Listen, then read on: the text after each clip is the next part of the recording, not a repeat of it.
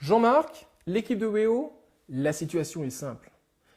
J'ai des compétences, vous avez des besoins, je connais votre philosophie, nous sommes faits pour nous entendre. Ma compétence particulière, c'est la nourriture spirituelle. Plus particulièrement le cinéma, nous en avons déjà parlé ensemble. Pourquoi le cinéma? Eh bien parce que ma vie entière tourne autour du cinéma. D'abord par ma consommation effrénée de films. En salle obscure, cela va sans dire, bien qu'il y ait des séances de rattrapage via le DVD. 170 films par an en salle obscure depuis 10 ans maintenant. Tout m'est bon pour jouer ma carte découverte au cinéma. Les réalisateurs, les acteurs, les genres. Ma consommation ne s'arrête pas là puisque j'ai une consommation effrénée également de revues de cinéma, mensuellement bien évidemment. Et, troisième point, je suis atteint de la collectionnite aiguë.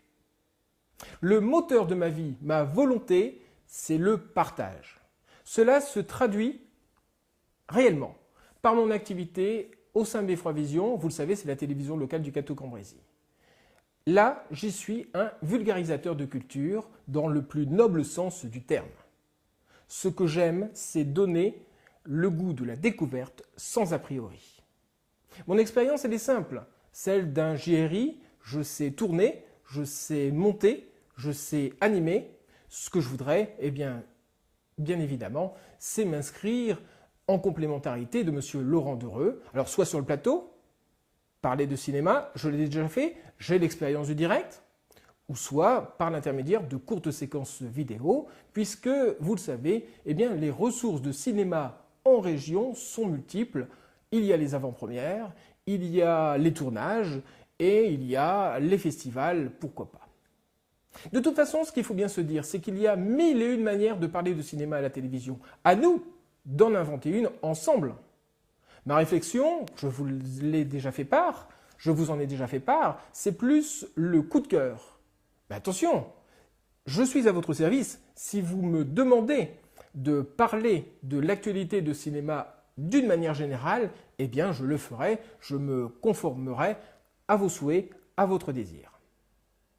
Maintenant, ce que j'aimerais, eh bien, c'est que vous me découvriez par l'intermédiaire d'une chronique ciné, une chronique écrite spécialement pour vous, sachant que nous nous sommes rencontrés le 9 décembre, je me suis imposé de tourner celle-ci le 10 afin de vous l'envoyer le 11.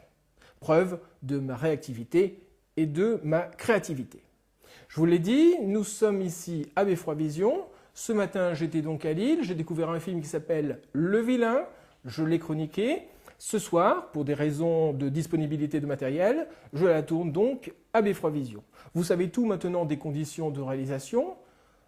À vous de me juger. Et si j'osais être très prétentieux, à vous de ne pas me rater. Bonjour, voici 2 ou 3 choses que je sais du Vilain.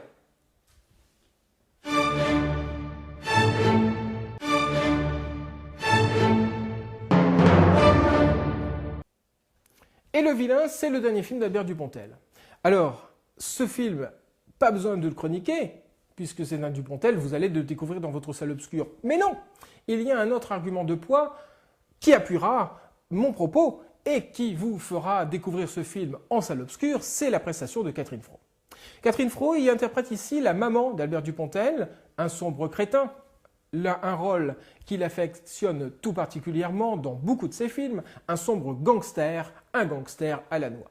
Et cette maman, eh bien, s'aperçoit que si son fils fait le mal, mais qu'il le fait bien, eh bien, si ce fils commence à faire le bien, peut-être elle, qui se sent victime d'un coup du sort à la façon du film Incassable, elle à qui il n'arrive jamais rien, eh bien, peut-être arrivera-t-elle à conjurer ce sort. Il s'ensuit des scènes très cartoonesques, montées à un rythme très effréné, sans temps mort. Le film dure à peu près 1h25, pas de temps mort, mais ce film vaut aussi également pour ses seconds rôles. Ces seconds rôles, il y a Philippe Duquesne, très connu, l'ancien des Chiens, vous vous souvenez. Il y a aussi Bouli Lenners, extrêmement connu, mais là, dans le milieu du cinéma underground et plus particulièrement du cinéma belge. Voilà. Il y a aussi mention toute particulière au rôle du docteur et à celui de la tortue, vous comprendrez tout en voyant ce film, à celui de la tortue pour des gags récurrents mais irrésistibles. Alors, à la vision de ce film, eh bien, on pense tout de suite à Bernie, à Enfermé dehors. Et pour cause, ce sont deux films d'Albert Dupontel.